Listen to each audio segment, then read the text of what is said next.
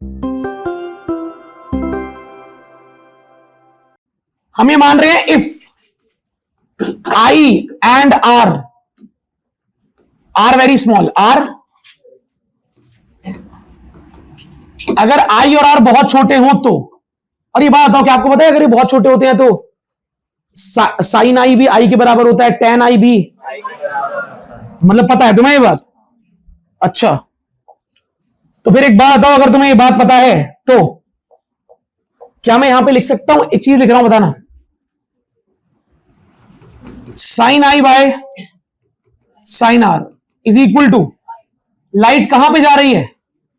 Mu में, और कहां से आ रही है, सही लिखा है? अच्छा, और sine I by sine R किसके बराबर होता है नियरली, I बाय, क्यों? स्पेशल केस है, I और R बहुत छोटा माना है मैंने, सही है? हर बार नहीं लगता है फॉर्मूला जो हम डिराइव कर रहे हैं, हर बार नहीं लगता, स्पेशल केस ऊपर हेडिंग डाल दी मैंने। अच्छा अब बताओ, R को इधर ले जाऊं,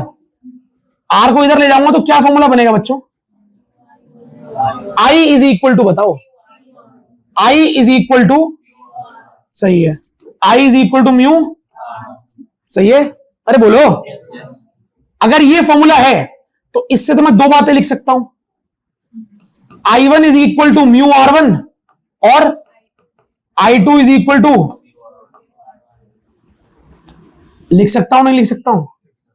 तो मैंने लगाया स्नेल्स लॉ, क्या लगाया, और उसमें उससे आ गया I is equal to mu into R, और मैंने पहले एंगल के लिए भी लिख दिया, दूसरे के लिए भी लिख दिया, कोई दिक्कत वाली बात? हाँ हाँ श्योर। अब इसको इक्वेशन नंबर 3 में पुट कर देते हैं इज्जत से, इस पूरे जानकारी को इक्वेशन नंबर 3 में पुट करना है, पर भरपूर प्रेम से इन दोनों को पुट कर दो भाई। दिख रही है इक्वेशन नंबर 3? क्या लिखा है उसमें? I1 plus I2 is equal to, मैं लिख भी देता हूं भाई, from equation 3 I1 plus I2 is equal to delta plus A, मदद करें, I1 की वैल्यू प्लस I2 की value is equal delta plus, थोड़ी सी और मदद करें, म्यू कॉमन आएगा, R1 plus is equal to delta plus, दोबारा से आ जाओ इक्वेशन नंबर 2 पे, R1 प्लस R2 किसके बराबर था, ए के बराबर, तो mu into is equal to delta plus, क्या ए को इधर ले आऊं, ए को इधर ले जाऊं, तो डेल्टा इज इक्वल टू में क्या बचेगा, म्यू ए माइनस, सही है? तो बस आ तो गया, ए कॉमन आ जाएगा,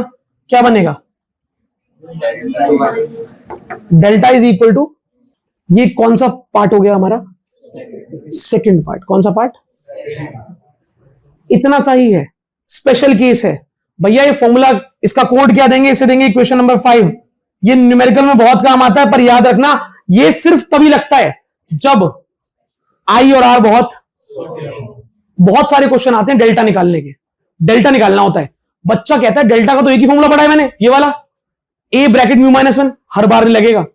आप पहले क्वेश्चन में पढ़ लेना, when I and R are very small, अगर I और R बहुत छोटे हो तो ही लगेगा, वरना नहीं लगेगा, बार बार बता रहा हूं,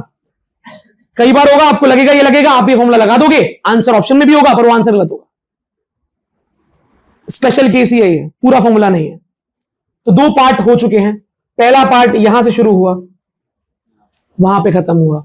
ये बताओ समझ में आ गया?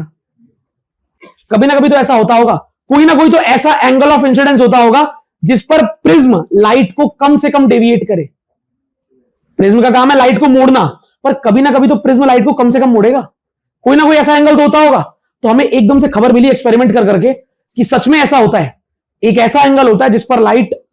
को प्रिज्म कम से कम मोड़ता है, और वो पता है कब आता है, वो तब आता है जब इधर से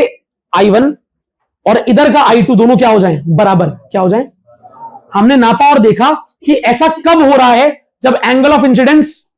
कौन से एंगल ऑफ इंसिडेंस पे, डेल्टा सबसे कम आ रहा है, मिनिमम डेविएट हो रही है लाइट, लाइट सबसे कम मुड़ रही है, प्रिज्म नुकसान बहुत कम कर रहा है। तो हमें पता चला एक ऐसा एंगल होता है, एक ऐसी आई की वैल्यू होती है जिस पर लाइट सबसे कम डेविएट होती है, पर उस आई के बारे में जो बता रहा वो अचंभित बात थी कि वो आई वाला केस में I1 और I2 दोनों क्या होते हैं? बराबर। I1 I2 क्या होते हैं? बिल्कुल बराबर होते हैं, बिल्कुल बराबर।